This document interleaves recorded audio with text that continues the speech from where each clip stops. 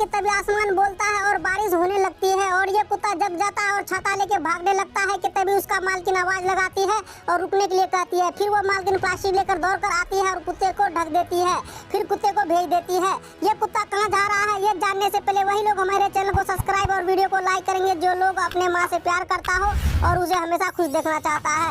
दोस्तों, ये कुत्ता छाता लेके खेत के तरफ आ जाता है और खेत में कुत्ता का मालिक काम कर रहा होता है और कुत्ता छाता लेकर वहाँ पहुँच जाता है।